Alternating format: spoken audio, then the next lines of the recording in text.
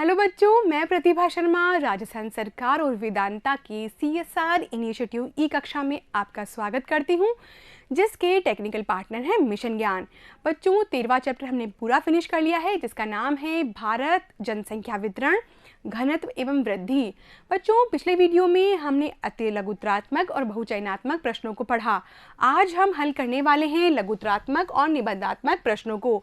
ठीक है बच्चों, तो उठा लेंगे आप अपना पेन और नोटबुक और मेरे साथ में हल करते रहेंगे। देखते हैं बच्चों, पहला लघुत्तरात्मक प्रश्न हमारे सामने आ रहा है। प्रश्न संख्या 17 है, भारत की जनसंख्या को कौन से भौगोलिक कारक प्रभावित करते हैं। बच्चों यहाँ पर एक शब्द को हमें बहुत ध्यान से देखना है, और वो क्या है बच्चों? भौगोलिक कारक है। यानी हम बात करेंगे जलवायु की, जल की, धरातल की और मृदा की। ये सब कौन से कारक है बच्चों? ये सब भौगोलिक कारक हैं। और इसके अंतर्गत हमने 4 बिंदु बना लिए हैं, तो आप फटाफट से अपना उत्तर लिख लेंगे।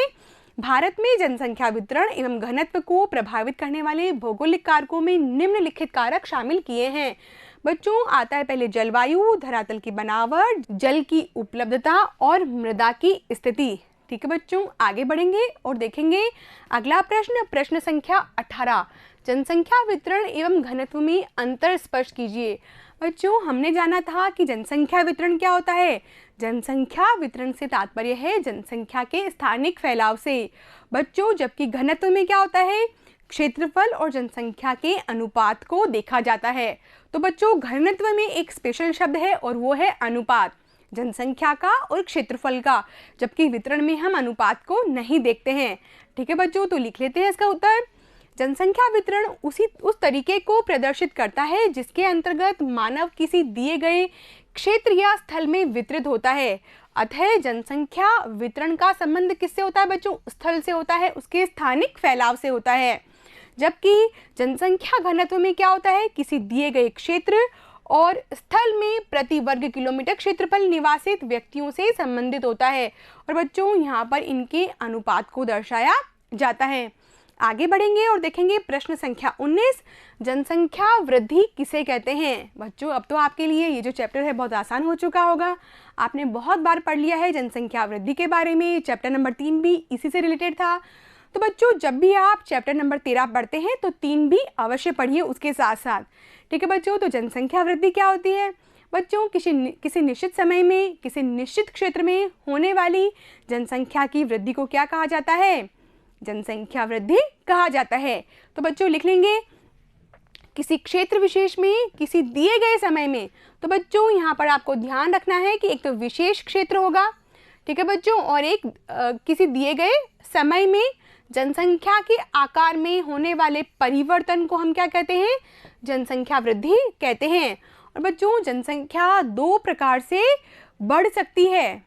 बच्चों जनसंख्या में 2 प्रकार से परिवर्तन आ सकते हैं, धनात्मक भी और ऋणात्मक भी।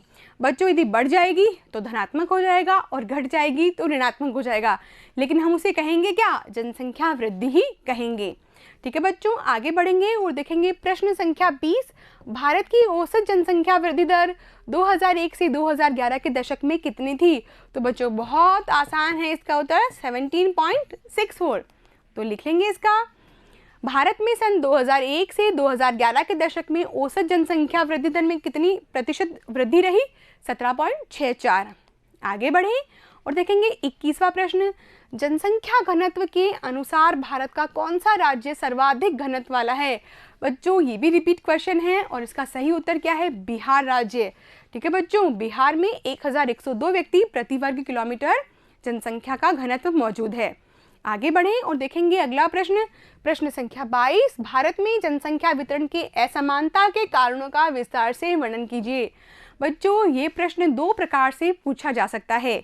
एक तो जनसंख्या वितरण को नियंत्रित करने वाले कारकों के रूप में, और एक इस प्रकार से कि असमानता के कारणों का विस्तार से वर्णन कीजिए। ठीक है बच्चों, तो हम कहाँ से शुरू करेंगे? हम जलवायु से शुरू करेंगे। जलवायु, धरातल, जल प्राप्ति, खनिज संसाधन, परिवहन व संचार की सुविधाएं, सामाजिक व मनोवैज्ञानिक कारक, राजनीतिक व आर्थिक कारक।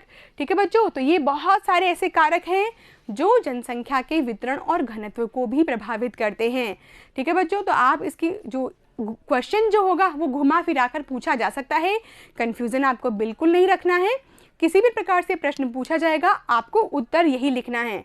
ठीक है बच्चों, इस प्रकार से आप एक अच्छे से डायग्राम के माध्यम से परीक्षक को प्रभावित कर सकते हैं और उसके बाद में एक एक टॉपिक को लेते हुए उसका विस्तार से वर्णन करेंगे। ठीक है बच्चों, आगे बढ़ेंगे और देखेंगे अगला प्रश्न, प्रश्न संख्या 23, जनसंख्या घनत्व के प्रकार की व्याख्या कीजिए। बच्चों वैसे तो ये जो क्वेश्चन है डायरेक्ट चैप्टर नंबर 13 में से नहीं पूछा गया है। कहाँ से पूछा गया है?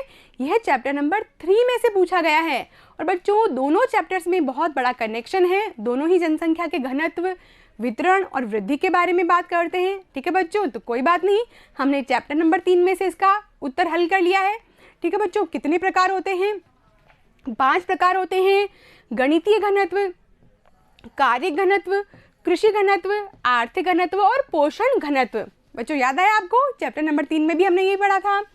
सबसे पहले बात करते हैं गणितीय घनत्व की, जिसे हम सामान्य रूप से घनत्व भी कहते हैं कि जनसंख्या का घनत्व का सूत्र बताइए। तो बच्चों क्या है उसका सूत्र? जनसंख्या बटा क्षेत्रफल। उसी प्रकार बच्चों कार्य घनत्व में आता है जनसंख्या और कृषि भूमि के क्षेत्रफल का अनुपात। उसके बाद में आता है कृषि घनत्व। बच्चों इसमें कृषक जनसंख्या आ जाती है। यहाँ पर आपको विशेष तौर पर ध्यान रखना है कि यहाँ पर कृषक जनसंख्या आ गई है और कृषि भूमि का क्षेत्रफल आ गया है। तो बच्चों सबसे इंपॉर्टेंट और सबसे डिफरेंट है ये। और आर्थिक घनत्व के अंतर्गत क्या आता है बच्चों? जनसंख्या और संसाधनों के बीच का अनुपात। और पोषण घनत्व में भोज्य फसलों का क्षेत्रफल और जनसंख्या के बीच के अनुपात को देखा जाता है। ठीक है बच्चों, तो आप इसको लिख लेंगे और इसका वर्णन भी कर लेंगे और ये आपको कहाँ मिलेगा? चैप्टर नंबर 3 में मिलेगा। आगे बढ़ें और देखेंगे हम अगला प्रश्न, प्रश्न संख्या 24, भारत में जनसंख्या वृद्धि की व्याख्या कीजिए।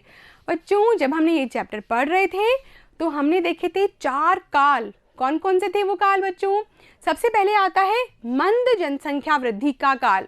और कौन कौन से वर्ष इसमें थे? वर्ष 1901 से 1921। और बच्चों वर्ष 1921 को हमने क्या कहा था? महान जनांकीय विभाजक का वर्ष भी कहा था। और वर्ष 1921 में क्या हुआ था? ऋणात्मक वृद्धि रही थी। उसके बाद में आता है बच्चों स्थिर जनसंख्या वृद्धि का काल। इसमें कौन कौन से दशक आ रहे हैं? वर्ष 1921 से 51। और उसके बाद में आता है बच्चों तीव्र जनसंख्या वृद्धि का काल, वर्ष 1951 से 81।